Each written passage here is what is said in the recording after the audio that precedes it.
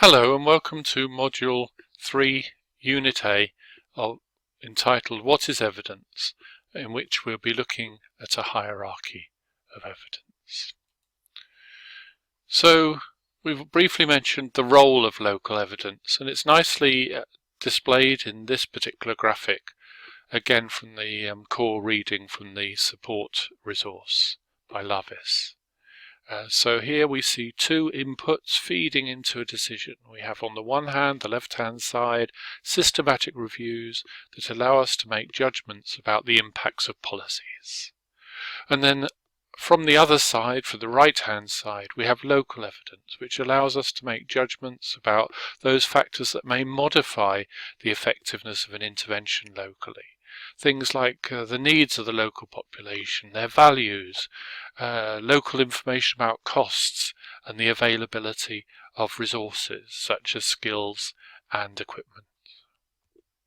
And these feed into judgments about the expected benefits, harms and costs of different policy options. And so a decision maker is required to make judgments about the trade-offs between the desirable impacts on the one hand and the undesirable impacts on the other. And ideally wants to make a decision that maximizes the health benefits but reduces the burden on society. If we consider the structure of a conventional hierarchy of evidence, we typically find that at the top of the hierarchy is the systematic review or the meta-analysis. As long as it's conducted to a high standard and it has a very low risk of bias, then it is regarded as paramount in the decision-making process. Below that comes meta-analyses or systematic reviews with a low risk of bias, and then correspondingly those with a moderate to high risk of bias. And for certain types of problem, we may be reliant on systematic reviews of so-called inferior study designs, case control, cohort or cross-sectional studies, and particularly we're interested in a high probability that the relationship between cause and effect is a demonstrable one. Below that come well-conducted case control or cohort or cross-sectional studies. Individual studies are limited in what they can tell us.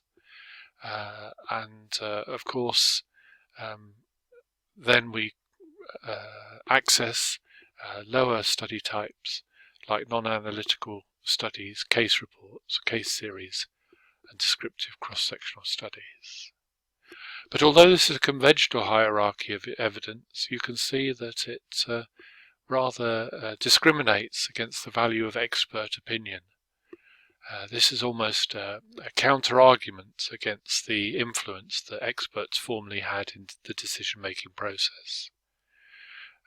Those of us who have seen the development of evidence-based practice would actually argue that expert opinion should still be valued, but it should be informed by the highest quality of evidence from within this hierarchy. Another point to make is that although this is called a hierarchy of evidence, it really is a hierarchy of effects, and that other hierarchies, or more accurately other taxonomies, will exist for other issues in a decision-making problem, like acceptability or feasibility. And what we have to bear in mind is that when we're making a decision, we very often have to trade off rigour against relevance. So for us, studies conducted locally will have high relevance, but they may not have been resourced to the same extent as those studies done elsewhere, and so they may be limited in rigour.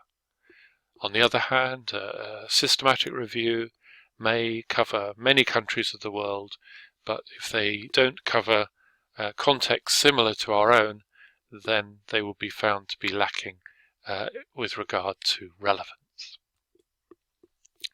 And so we see this trade-off embodied here, that systematic reviews and meta-analyses offer rigour, but typically they strip out what for many decision makers are the most interesting parts, which are the effects of context.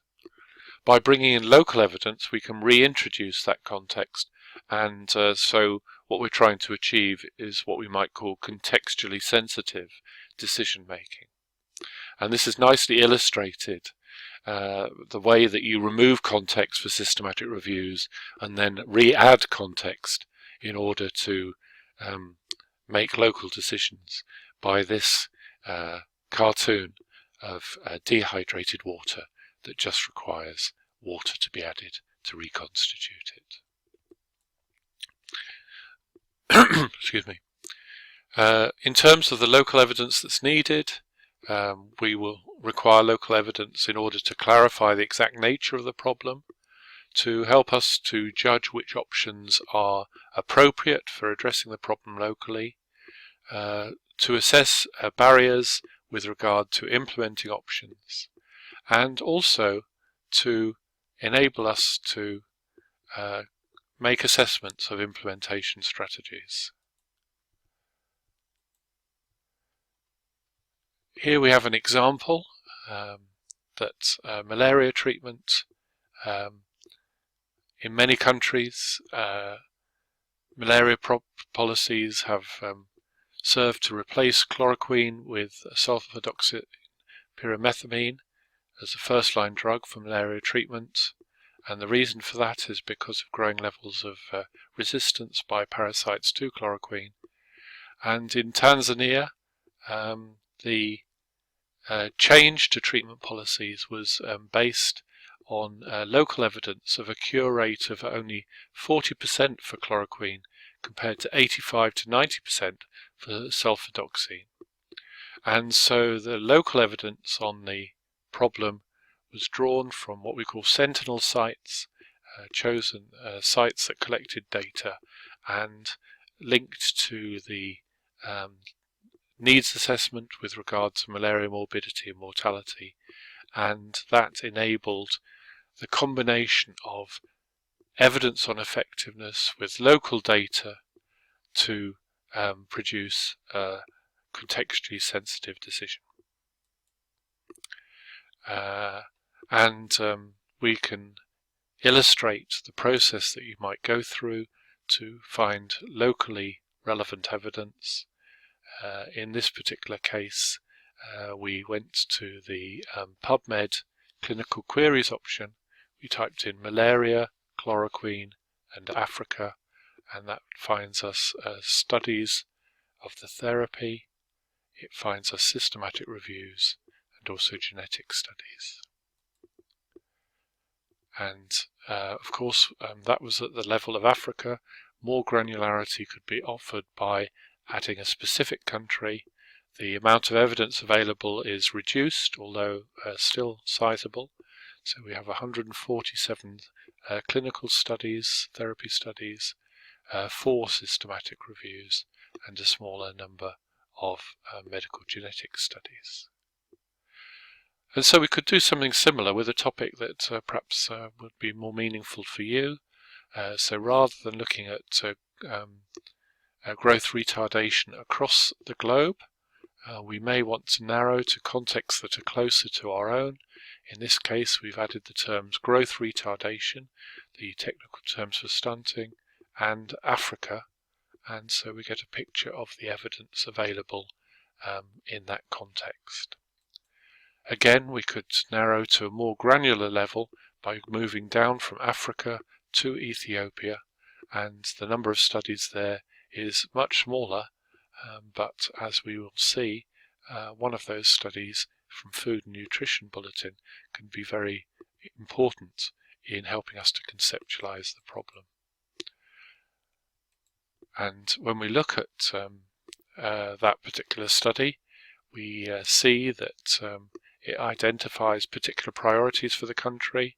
It looks at some of the barriers, and so we can make a context-sensitive decision about the options or interventions that we introduce. And I use the data from this abstract just very briefly to construct what we call a logic model, which is a way of conceptualizing the problem. And so all the elements from the abstract are reinterpreted here. That we have the factors of weak technical capacity, low prioritization of maternal nutrition.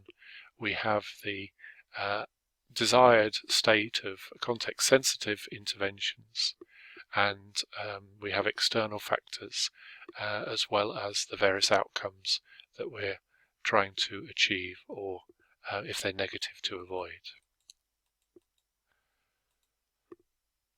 When conceptualizing the problem, it's helpful to think of the wider determinants of the problem. This is from an article by Mike Kelly, until recently the lead of the public health guidance production in the United Kingdom by NICE, and you'll see that the elements we need to factor in: population factors, organizational factors, environmental factors, and societal or socio-cultural factors. And only by bringing evidence from all of those areas, including knowledge of the needs of particular individuals, which is towards the centre there, can we make decisions that will benefit their health and well-being. So how might we use local evidence? Well, we can see the four things that we mentioned earlier: clarifying the problem, assessing policy options, assessing implementation strategies, and monitoring the implementation of an option. And we've used that abstract to identify likely causes of the problem, barriers to implementing a particular policy options, and in creating a logic model to look at the inputs, activities, outputs, or impacts of that particular intervention. So we've just briefly illustrated there the value of using local data. We only found a limited number of studies in our particular context, but we could use that to frame the question, to develop a logic model, to consider the wider determinants of the situation and some of the barriers that have been present. And so what we'd like you to do is to look at three possible decision-making scenarios, very similar in terms of the topic area, but three different contexts for the decision. And what we'd like you to do is, having been assigned to one of these three scenarios, we'd like you to look at ways in which you might use local evidence, similar to the way I've demonstrated, to decide which ways the evidence might be used within your scenario, and then also starting to think more broadly about what types of local evidence you'll likely require. And what we'd like you to do is feedback from each scenario, and what we'd like you to discuss as a plenary group is to what extent are the possible uses of evidence similar across your three scenarios, and then in what ways does your scenario have specific uses that are not shared by the other scenarios. So that's the task. Just a reminder, here are the three scenarios, and again, the material here is based on the study by Lavis in the Support Tools series. So thank you for your attention and have a successful exercise.